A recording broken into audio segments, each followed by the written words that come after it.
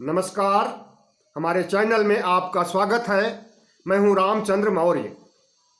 2024 डेढ़ साल से भी कम रह गए हैं और विपक्ष की तैयारियां अभी जमीनी स्तर पर दिखाई नहीं दे रही हैं। नीतीश कुमार ही एक ऐसे शख्स हैं जो कि विपक्ष को एकताबद्ध करने की बात कर रहे हैं और महागठबंधन या थर्ड फ्रंट बनाने के बजाय मेन फ्रंट बनाने की बात कर रहे हैं। लेकिन राष्ट्रीय स्तर पर रीजनल पार्टियां जो विपक्ष में हैं, जहां पर जिन राज्यों में विपक्ष मजबूत है और उसका शासन है, वे पार्टियां अभी गंभीर नहीं दिख रही हैं 2024 के चुनाव को लेकर के। बंगाल की ममता दीदी जब चुनाव जीती थी तो उस समय वो जरूर कोशिश की थी, लगभग 2 महीने तक उन्होंने कवायद की थी विपक्ष को एकजुट करने और विपक्षी नेताओं से मुलाकात भी की थी। लेकिन उसके बाद फिर उनके हौसले पस्त हो गए और उसके बाद से उन्हें कोई भी प्रयास महागठबंधन बनाने के लिए विपक्ष का या प्री पोल अलायंस तैयार करने के लिए कोई रणनीति बनाने के कार्यक्रम में ममता दीदी नहीं दिखाई दी। तो सवाल उठता है कि न तो ममता दीदी जोर दे रही हैं गठबंधन पर, न शरद पवार जोर दे रहे हैं, न अखिलेश यादव, न मायावती। तो विपक्ष के नेता जब तक एकजुट नहीं होंगे और जब तक उनके अंदर सहमति नहीं बनेगी, या यूं कहें कि गठबंधन बनने के तैयार मेन फ्रंट बनने के बाद भी बहुत सी ऐसी समस्याएं होंगी जो कि गठबंधन को आगे बढ़ाने या चुनाव जीतने में मुश्किलें उत्पन्न करेंगी। हर राजनीतिक पार्टियों की अपनी अपनी महत्वाकांक्षा होती है और हर राजनीतिक पार्टी चाहती है कि हम ही गठबंधन में भी आगे हो और गठबंधन के बाद अगर सफलता मिलती है तो सरकार बनाते समय भी हमारा वर्चस्व हो या हमें ही प्रधानमंत्री बनाया जाए। इस काम में चाहे बहुजन समाज पार्टी बहुत छोटी पार्टी है, सिर्फ उत्तर प्रदेश में सिमट करके रह गई है और उत्तर प्रदेश चुनाव के बाद उसका वजूद भी नहीं दिखाई देता है। लेकिन सबसे पहले तो अगर गठबंधन की जीत होती है 2024 में तो मायावती ही कहना शुरू कर देंगे कि दलित बेटी को प्रधानमंत्री बनाया जाए, या यूं कहे कि चुनाव प्रचार के समय से ही वे रट लगाना शुरू कर देंगी कि दलित बेटी को प्रधानमंत्री बनाया जाए। ममता दीदी की अलग महत्वाकांक्षा है, नीतीश कुमार की अलग महत्वाकांक्षा है, और तो और आम आदमी पार्टी जो सिर्फ 2 राज्यों में है उसकी भी अलग महत्वाकांक्षा है। और प्रधानमंत्री बनने के लिए अरविंद केजरीवाल कई बार संकेत दे चुके हैं कि वे ही विकल्प हैं भारतीय जनता पार्टी के, दिल्ली के स्तर पर भी और राष्ट्रीय स्तर पर भी। लेकिन राष्ट्रीय पार्टी का तमगा मिल जाने से कोई राष्ट्रीय पार्टी नहीं हो जाती है। राष्ट्रीय पार्टी भले ही चुनाव आयोग ने घोषित कर दिया हो आम आदमी पार्टी को, लेकिन प्रधानमंत्री नरेंद्र मोदी का विकल्प अकेले केजरीवाल बन जाएं या अकेले मायावती बन जाएं या ममता दीदी बन जाएं या नीतीश कुमार बन जाएं तो यह संभव नहीं है। इसके लिए प्री पोल अलायंस करना होगा और प्री पोल अलायंस में सभी राज्यों को, जहां पर जिस राज्य में जो पार्टी है, सभी राज्यों को, क्षत्रपों को यह अधिकार दे दिया जाए कि वे अपना राज्य जीत करके लाएं, तभी प्री पोल अलायंस का कोई महत्व होगा। वरना प्री पोल अलायंस का या महागठबंधन का, मेन फ्रंट का कोई महत्व नहीं होगा। और उसके लिए अगर कांग्रेस को देखा जाए तो कांग्रेस भारत जोड़ो यात्रा से इतना ज़्यादा आत्मविश्वास उसके अंदर आ गया है कि वह कहती है कि 200 सीटों पर कांग्रेस चुनाव लड़ेगी। इसकी घोषणा जयराम रमेश भी कर चुके हैं और राहुल गांधी भी संकेत दे चुके हैं अपनी भारत जोड़ो यात्रा के दौरान। और जिस तरह से कांग्रेस का आत्मविश्वास बढ़ा है तो क्या उससे लगता है कि यही आत्मविश्वास उसे ले डूबेगा? अगर विपक्ष से या रीजनल पार्टियों से उसका समझौता नहीं होगा तो क्या वे मोदी को हरा पाएंगे? क्या वे भगवा किले को ढहा पाएंगे?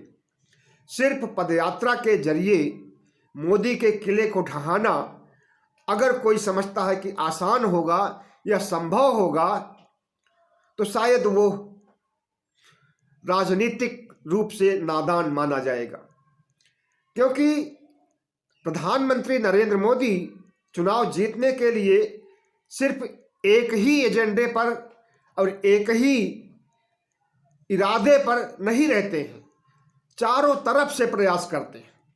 साम दाम दंड भेद भी होता है, फ्री की रेवड़ी भी होती है और सांप्रदायिक ध्रुवीकरण भी होता है, हिंदुत्व की लहर भी होती है। तो चारों तरफ से ओबीसी को साधने की बात भी होती है बीजेपी की तरफ से। तो इस तरह से महागठबंधन क्या वोट पाने के लिए, वोट खींचने के लिए, जन समर्थन पाने के लिए तमाम तरह की कोशिशें करेगा। और अगर करेगा और अभी तक अस्तित्व में नहीं आया है गठबंधन, तो कब अस्तित्व में आएगा और कब उसके प्रयास शुरू होंगे चुनाव जीतने के लिए? भारतीय जनता पार्टी का प्रयास शुरू हो गया है। बूथ लेवल पर भारतीय जनता पार्टी आरएसएस के लोगों को सक्रिय कर चुकी है और बूथ लेवल पर बूथ को मजबूत करने के लिए और किसी भी हालत में चुनाव को जीतने के लिए या हारती हुई बाजी को जीतने के लिए उन्हें ट्रेनिंग दी जा रही है बूथ पर जो काम करने वाले लोग हैं। लेकिन विपक्ष में अभी सिर्फ जुबानी बातें चल रही हैं। कभी नीतीश कुमार कोई बयान दे देते हैं, तो कभी अरविंद केजरीवाल कोई बयान दे देते हैं, कभी ममता दीदी कोई बात कह देती है, लेकिन जमीनी स्तर पर मेन फ्रंट या महागठबंधन को स्थापित करने के लिए प्रयास शुरू नहीं हो रहे। और जब समय बीत जाएगा, समय कम रह जाएगा और गठबंधन बनेगा भी, तो गठबंधन अपनी बात जनता तक पहुंचा सकेगा? उसके पास समय रहेगा अपनी बात को जनता तक पहुंचाने के लिए? नहीं रहेगा। फिर वही हाल होगा जो हाल अखिलेश यादव का हुआ था उत्तर प्रदेश चुनाव में। उत्तर प्रदेश चुनाव में चुनाव शुरू होने के 6 महीने पहले अखिलेश यादव सक्रिय हुए थे। हालांकि उन्हें बहुत समर्थन भी मिल रहा था, बहुत भीड़ें भी इकट्ठा हो रही थी, लेकिन वही बात, जब तक कि चुनाव का इंफ्रास्ट्रक्चर सही नहीं होगा, उसका ढांचा सही से खड़ा नहीं होगा और अपनी बात को कहने के लिए लोगों को मोटिवेट नहीं किया जाएगा और शहर से निकल करके गांव तक, मतदाताओं तक पहुंचने का मादा नहीं होगा, तब तक कोई भी पार्टी या कोई भी गठबंधन चुनाव नहीं जीत सकता है। ऐसे में देखना यह है कि अगर कांग्रेस पार्टी 200 सीटों पर चुनाव लड़ती है तो क्या उसका जनाधार उत्तर प्रदेश में है? उत्तर प्रदेश में कितनी सीटें जीतेगी? कुल 80 सीटें हैं। बिहार में क्या उसका जनाधार है? बिहार में वो कितनी सीटें जीतेगी? वहां पर 40 सीटें हैं। महाराष्ट्र में 48 सीटें हैं और कांग्रेस की क्या स्थिति है? तीसरे नंबर की पार्टी है वहां पर। ऐसे में भारतीय राष्ट्रीय कांग्रेस को भी विवेकपूर्ण ढंग से कोई निर्णय लेना होगा और इस बात पर अड़े रहना कि 200 सीटें हम ही जीतेंगे और हम ही इस पर चुनाव लड़ेंगे, ऐसा शुरू में ही कहना नहीं होगा। तब तो लगता है गठबंधन बन भी नहीं पाएगा। और जिस ढंग से राहुल गांधी का आत्मविश्वास बढ़ा हुआ है और बढ़ना भी चाहिए, क्योंकि जो पार्टी रसातल में चली गई थी उसे उभरने में कहिए कि एकाएक वो उभर करके हिमालय पर पहुंच जाए या हिमालय को छूने लगे तो संभव नहीं है। भारत जोड़ो यात्रा से कांग्रेस को सहारा मिल सकता है, उठ करके पार्टी खड़ी हो सकती है, लेकिन इस लेवल पर नहीं खड़ी हो पाएगी या इस लेवल पर उसका कद नहीं बढ़ेगा कि वो भारतीय जनता पार्टी के किले को ढहा सके। उसके लिए उसे विपक्ष के पास आना ही पड़ेगा और विपक्षी पार्टियों से संपर्क साधना ही पड़ेगा और नरेंद्र मोदी के खिलाफ महागठबंधन या मेन फ्रंट जो भी कहें बनाना ही पड़ेगा। भारतीय जनता पार्टी का एनडीए भी बहुत अच्छी स्थिति में नहीं है। एनडीए के कई घटक जा चुके हैं जो कि लौट करके आना नहीं चाहते हैं, चाहे वो अकाली दल है। अकाली दल अगर आएगा तो वो महागठबंधन में ही आएगा, विपक्ष के महागठबंधन में आएगा। अब वह दोबारा भारतीय जनता पार्टी के साथ नहीं जाएगा। प्रकाश सिंह बादल घोषणा कर चुके हैं कि भारतीय जनता पार्टी के साथ अब उनका समझौता या उनके भारतीय जनता पार्टी के साथ चुनाव नहीं लड़ा जा सकता है, क्योंकि भारतीय जनता पार्टी का चाल चरित्र, चेहरा और उसका एजेंडा सब कुछ राष्ट्र के सामने आ चुका है। इसी तरह से नीतीश कुमार जो एनडीए से अलग हुए हैं उसके बाद से ही वे जिस तरह से भारतीय जनता पार्टी के खिलाफ आग बबूला है और नरेंद्र मोदी को निशाने पर लेते रहते हैं अक्सर, उनके बारे में भी सवाल उठाया जा रहा है। सीताराम येचुरी ने सवाल उठाया है कि आज नीतीश कुमार विपक्ष में हैं और विपक्षी गठबंधन की बात कर रहे हैं, लेकिन कल यही अगर फिर से नरेंद्र मोदी के पास चले जाएंगे तो विपक्ष क्या कर लेगा। और इसके लिए इसका एक अनुभव भी है कि वे भारतीय जनता पार्टी के साथ आते जाते रहते हैं और उनका दरवाजा भारतीय जनता पार्टी में खुला रहता है, आने के लिए भी और जाने के लिए भी। तो नीतीश कुमार जो आज सुशासन बाबू के नाम से जाने गए हैं, जिस तरह से घिरे हुए हैं शराब कांड को लेकर के, जहरीली शराब से हुई मौतों को लेकर के और उसके खिलाफ, जहर के खिलाफ, जहरीली शराब के खिलाफ और शराब पीने वालों के खिलाफ जिस तरह से बयान उन्होंने दिया है, पूरे बिहार में उन्हें हिकारत की नज़रों से देखा जा रहा है और उनकी आलोचना हो रही है। चुनाव नज़दीक आ रहे हैं 2014 के और नीतीश कुमार का जन समर्थन अगर कम होता जा रहा है तो क्या इसे कहा जाएगा कि इससे गठबंधन बनेगा, उनका मेन फ्रंट बनेगा तो वे बीजेपी को हरा सकते हैं बिहार में। अभी जो उपचुनाव हुए हैं उसमें अभी क्या, जब से नीतीश कुमार आए हैं विपक्षी खेमे में, उसके बाद से 4 उपचुनाव हुए हैं, जिसमें से 2 ने भारतीय जनता पार्टी पर जीता है 2 सीटों पर, और 2 सीटों पर राष्ट्रीय जनता दल और जदयू की जीत हुई है। तो भारतीय जनता पार्टी को कम करके आंकना, और वो भी बिहार जैसे राज्य में, सही नहीं होगा। ठीक उसी तरह से उत्तर प्रदेश में क्या मायावती और अखिलेश यादव महागठबंधन का हिस्सा बन पाएंगे? मायावती को तो बहुत अरसे से भारतीय जनता पार्टी की बी टीम के रूप में जाना जाता है और किसी न किसी रूप में मायावती नरेंद्र मोदी को अपनी सहायता पहुंचाने की कवायद करती भी रहती है। किसी से छुपा नहीं है, चाहे उनका भले ही वोट बैंक छिटक गया हो या छिटकता जा रहा हो या सारा का सारा छिटक जाए, लेकिन नरेंद्र मोदी के सामने वे लाल आंखें नहीं दिखा सकती, नरेंद्र मोदी का कभी विरोध नहीं कर सकती हैं मायावती। तो क्या अखिलेश यादव भी नहीं कर पाएंगे? क्या अखिलेश यादव भी सीबीआई, ईडी, आईटी से डर करके नरेंद्र मोदी के खिलाफ या भारतीय जनता पार्टी के खिलाफ प्रचार नहीं कर पाएंगे? अगर एजेंसियों का इतना ही डर है तो समझ लीजिए कि उत्तर प्रदेश में फिर से भारतीय जनता पार्टी 80 में से 70 सीटें जीत करके ले जाएगी। और अगर मायावती और अखिलेश यादव पिछड़ों और दलितों के वोट जिन्हें मिलता है, ये दोनों एक मंच पर आ जाते हैं और नरेंद्र मोदी का खिलाफत करते हैं, नरेंद्र मोदी की नीतियों की भर्त्सना करते हैं, महंगाई, बेरोजगारी आदि पर प्रहार करते हैं, तो निश्चित रूप से नरेंद्र मोदी को उत्तर प्रदेश से बहुत कम सीटें मिल पाएंगी 2024 के चुनाव में। अगर समाजवादी पार्टी और बहुजन समाज पार्टी में एकता हो जाए तो यहां पर भारतीय जनता पार्टी का शासन कभी नहीं हो सकता। लेकिन एकता संभव नहीं है, और उस एकता के लिए प्रधानमंत्री नरेंद्र मोदी अपनी पार्टी को या अपने एनडीए गठबंधन को जितना मजबूत करने के लिए वे काम करते हैं, उससे ज़्यादा वे विपक्षी गठबंधन या विपक्षी पार्टियों को तोड़ने का काम करते हैं।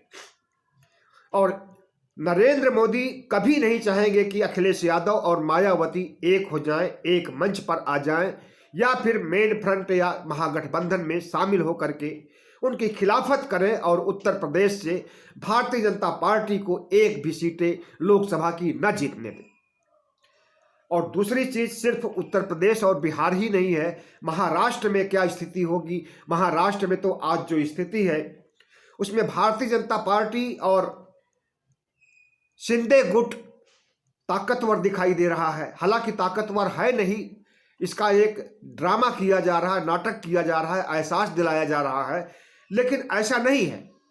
वहां पर अभी भी उद्धव ठाकरे की पार्टी शिवसेना सक्रिय है और लोगों के बीच उसकी पैठ है, और उन्होंने साबित भी कर दिया है इस चीज को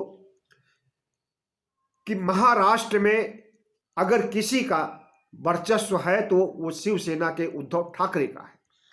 लेकिन उद्धव ठाकरे के सामने भी वही सवाल है जो नीतीश कुमार के सामने है। आज उद्धव ठाकरे विपक्ष में है, कल हिंदुत्व की लहर बहने लगे और हिंदुत्व की प्रयोगशाला बनाने की बात पर या हिंदुत्व के नाम पर या राम मंदिर 2024 तक बन जाएगा, इनका भी राष्ट्रवाद हिंदू राष्ट्र का छलकने लगे और हिंदू राष्ट्र बनाने के लिए भारतीय जनता पार्टी के साथ हो जाए, तो क्या कहा जा सकता है? इन्हें विपक्ष का माना जाए या सत्ता पक्ष का माना जाए? निश्चित रूप से विपक्षी गठबंधन और विपक्षी एकता में बहुत पेच है अभी, और इन पेच को जब तक सुलझाया नहीं जाएगा और जब तक गठबंधन बन करके तैयार नहीं हो जाएगा और गठबंधन का कोई एजेंडा नहीं सामने आएगा, कॉमन मिनिमम प्रोग्राम नहीं बनेगा, तब तक जो है नरेंद्र मोदी को नहीं हराया जा सकता है। और नरेंद्र मोदी इस बार भी हारने के लिए नहीं है। 2024 तक राम मंदिर बनकर के तैयार हो जाएगा, राम मंदिर की लहर चलाएंगे, हिंदुत्व की लहर चलेगी, और राम मंदिर बनाने का श्रेय खुद प्रधानमंत्री नरेंद्र मोदी अपने ऊपर लेंगे और कहेंगे कि हमने मुकदमा जितवाया है, हमने नींव पूजन किया है, हमने फंडिंग की है, हमने मंदिर बनवाया है और हमें जिताइए। तो इस देश में अनपढ़ मतदाताओं की भी कमी नहीं है या अंधभक्त मतदाताओं की भी कमी नहीं है। जो नरेंद्र मोदी राम का नाम लेकर के या राम मंदिर का नाम लेकर के वोट मांगेंगे तो उन्हें वोट देने वालों की कमी नहीं रहेगी। तो ये जो बड़े बड़े एजेंडे हैं, इसे भी विपक्ष को ध्यान में रखना होगा कि उनके राम मंदिर के कार्ड के लिए इन्हें कौन सा कार्ड खेलना पड़ेगा, और उनके सांप्रदायिक ध्रुवीकरण के खिलाफ विपक्ष कौन सी रणनीति अपनाएगा। हमें तो लगता है कि कोई रणनीति नहीं अपना पाएगा, क्योंकि बिल्किस कांड हो जाता है, बिल्किस के बलात्कारियों को, अपराधियों को मुक्त कर दिया जाता है जेल से और उनकी पूजा होती है, उन्हें मिठाई खिलाया जाता है, लड्डू खिलाया जाता है, सम्मान दिया जाता है, उन्हें संस्कारी ब्राह्मण कहा जाता है। विपक्ष के किसी एक नेता ने भी इसका खंडन नहीं किया कि ऐसा क्यों किया जा रहा है, एक अपराधी को इतना महिमा मंडित क्यों किया जा रहा है। मतलब कि मुसलमानों के साथ खड़े होने के लिए विपक्ष भी नहीं तैयार है, क्योंकि उसका हिंदू वोट छूट जाएगा। अगर हिंदू वोट के लिए मुसलमानों का परित्याग कर सकते हैं तो विपक्ष के लोग भी, हम समझते हैं कि नरेंद्र मोदी के ही रास्ते पर चल रहे हैं और नरेंद्र मोदी के बनाए हुए एजेंडे में फंस रहे हैं। अगर नरेंद्र मोदी से मुक्ति पानी है, भारतीय जनता पार्टी से इस देश को मुक्ति दिलानी है, तो नरेंद्र मोदी के एजेंडे में सेट होने की जरूरत नहीं है। नरेंद्र मोदी अपनी पीक पर पहुंच चुके हैं और अब जितने अपराध उन्होंने किए हैं, जितने राजनीतिक अपराध किए हैं और जिस तरह से महंगाई हुई है, जिस तरह से उन्होंने कारपोरेट को बढ़ाया है, आम आदमी को गरीब बनाया है, वो सब जनता देख रही है। और नरेंद्र मोदी के प्रति जनता में, मतदाता में मोहभंग की स्थिति उत्पन्न हो सकती है, लेकिन उसके लिए विपक्ष को सक्रिय होना पड़ेगा और विपक्ष को नरेंद्र मोदी की असलियत को, नरेंद्र मोदी के आरएसएस के चाल चरित्र, चेहरे को उजागर करना होगा। तभी विपक्ष 2024 का चुनाव जीत सकता है। और जहां तक ये राम मंदिर का मामला है, हिंदुत्व की प्रयोगशाला का मामला है और महाकाल मंदिर के विकास का, बद्रीनाथ केदारनाथ मंदिर के विकास के लिए अरबों रुपए खर्च करने की बात है, वाराणसी के काशी कॉरिडोर हुआ या फिर मथुरा का ईदगाही मस्जिद ढहा करके मंदिर बनाने की बात है, उसके एजेंडे पर जितना खर्च किया जा रहा है और खर्च करने की जो प्लानिंग है नरेंद्र मोदी की, उसका उजागर किया जाना चाहिए कि लोगों के महंगाई पर इनका ध्यान नहीं है। इनका ध्यान अगर है तो महंगाई दूर करने के लिए ये प्रतिबद्ध नहीं है, बेरोजगारी हटाने के लिए ये प्रतिबद्ध नहीं है, ये कारपोरेट के द्वारा सुझाए गए उसके एजेंडे को लागू करने के लिए आए हुए हैं और यही इन्होंने आज तक किया है। अगर इन बातों से गठबंधन जनता को अवगत करेगा, मतदाताओं को अवगत करेगा, तो निश्चित रूप से इसका फायदा महागठबंधन को मिलेगा और नरेंद्र मोदी की बुरी तरह से हार होगी। बहुत बहुत धन्यवाद। हमारे चैनल को सब्सक्राइब कीजिएगा, लाइक कीजिएगा और शेयर कीजिए।